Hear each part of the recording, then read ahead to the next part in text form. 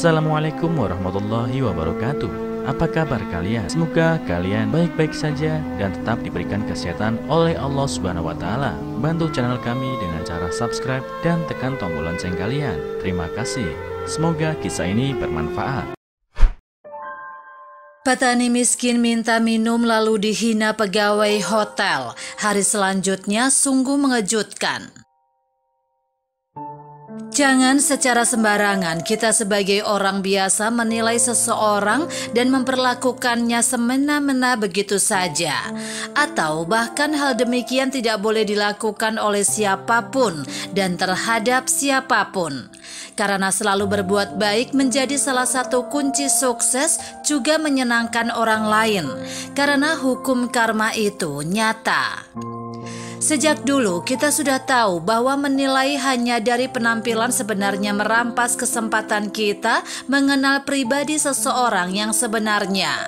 Dan tentu tak dapat dipungkiri saat bertemu orang lain, hal utama yang dapat kita lakukan untuk mengenal mereka adalah dengan melihat penampilan mereka. Kebiasaan seperti ini mungkin kerap kali kita lakukan. Kita yang katanya muda dan berpikir terbuka menilai orang hanya dengan sekilas pandang.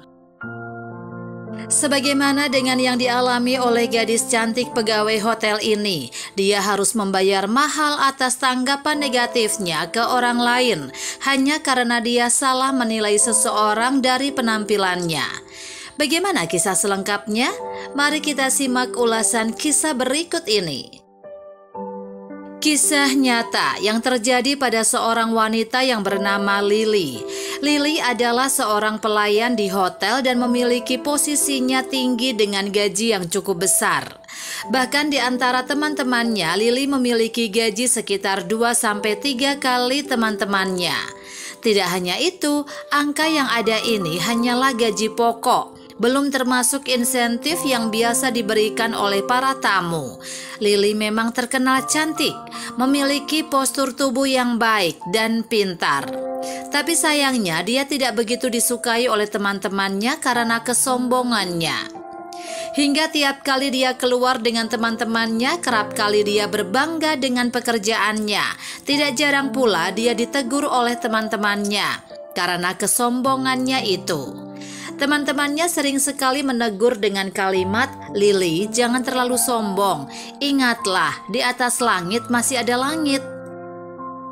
Dan hingga suatu hari kemudian, saat itu Lily sedang bekerja, datanglah seorang petani tua dengan baju yang sederhana sambil berkeringat ke dalam hotel, masuk ke restoran hotel dan duduk di sana.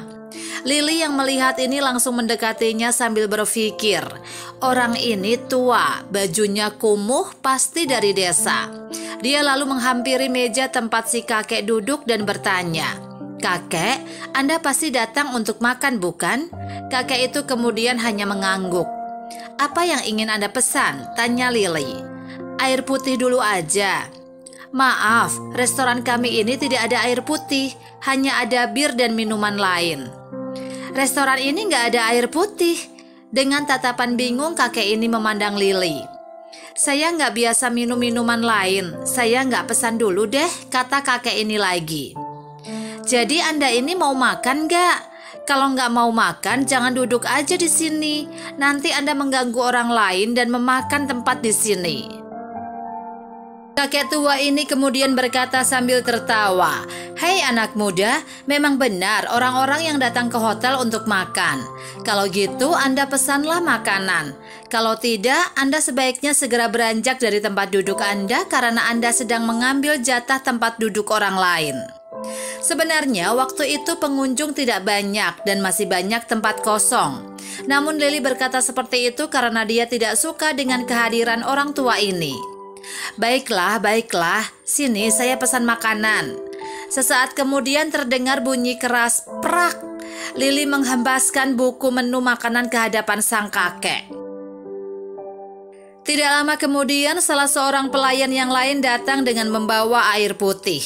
Dia berkata, Lily, ternyata kamu di sini." "Tuan, maaf, saya bawakan air. Silakan Tuan duduk dan lihat menu kami pelan-pelan." Gimana Tuan? Apakah Anda sudah mau memutuskan? Atau Anda tidak bisa membeli apapun? Kalau Anda tidak bisa bayar, harap jangan habiskan waktu kami di sini. Orang tua itu tertawa, kemudian berdiri dan berkata, "Anak muda, buku yang baik tidak bisa dinilai dari sampulnya. Kalau memang jodoh, dua orang pasti akan bertemu lagi." Kakek ini kemudian berjalan pergi. "Iya, baiklah. Terima kasih atas kata-kata bijakmu. Saya tidak tertarik," kata Lili. "Udah miskin, lusuh, tua, masih mau datang ke sini untuk makan. Kamu nggak akan sanggup bayar apa-apa di sini," gumam Lili. Tidak lama kemudian pelayan yang tadi membawakan air datang dan berkata, "Tuan, terima kasih atas kunjungan Anda. Hati-hati di jalan." "Lili, sudahlah, orangnya juga sudah pergi." Gadis yang bernama Yaya ini kemudian membereskan segala sesuatunya dan kembali ke dapur.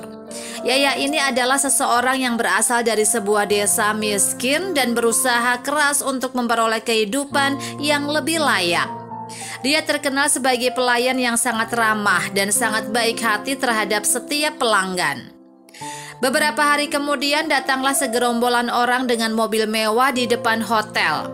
Begitu sang direktur sampai di pintu, semua manajer berteriak, "Salam, Bapak Direktur. Terima kasih untuk kehadiran Anda."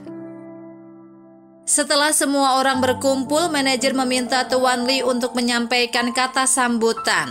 Saat Tuan Li berjalan ke tengah setiap pegawai, Lili yang saat itu juga ada di sana kaget setengah mati. Kenapa bisa dia? Dia kakek miskin yang waktu itu aku usir. Tuan Li berkata, "Dulu waktu aku pertama kali wirausaha, saya mulai dari penginapan kecil. Setelah penginapan saya semakin besar, akhirnya setelah waktu panjang berhasil membangun hotel ini, tidak ada yang mustahil. Kita semua satu keluarga di tempat ini. Kalau ada apa-apa, jangan malu-malu untuk meminta bantuan. Saya juga memohon kerjasama kalian. Terima kasih." Dia kemudian berkata, "Saya juga sudah tidak muda lagi. Mungkin perlu asisten pribadi untuk membantu saya dalam kehidupan sehari-hari. Manajer, apakah kamu mau menyarankan seseorang untuk jadi asisten pribadi saya?" Manajer kemudian berkata, "Satu kehormatan yang sangat besar. Mungkin saya bisa menyarankan," katanya sambil menunjuk Lili. Tapi tanpa mengedipkan mata dan tanpa mempedulikan perkataan manajer, Tuan Li kemudian buang muka, melihat ke arah Yaya dan menanyakan namanya. Yaya dengan sopan menyebutkan namanya. "Baiklah anak muda, kamu yang akan jadi asisten pribadi saya." "Terima kasih Pak Direktur." Yaya merasa semua ini mimpi. Dia tidak pernah menyangka kalau dia akan mendapat kehormatan seperti ini. Tuan Li kemudian berkata lagi, "Yaya terlihat lelah Pak Manajer, biarkan dia beristirahat selama beberapa minggu sebelum membantu saya. Kemudian untuk gadis kecil yang ada di sana," katanya sambil menunjuk Lili, "kamu juga terlihat sangat lelah. Manajer, biarkan dia juga beristirahat. Carilah orang lain sampai kita membutuhkan dia lagi." Sahabat, dari kisah nyata ini mengajarkan kepada kita bahwa kalau kita bekerja sebagai pelayan publik, janganlah pilih-pilih orang yang Anda layani. Ketika kita sedang berinteraksi dengan orang lain, janganlah langsung menilainya tanpa tahu siapa dia sebenarnya.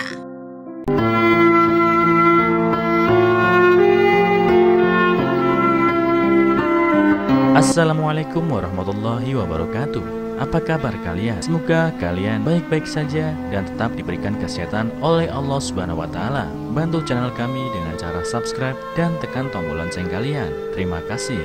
Semoga kisah ini bermanfaat.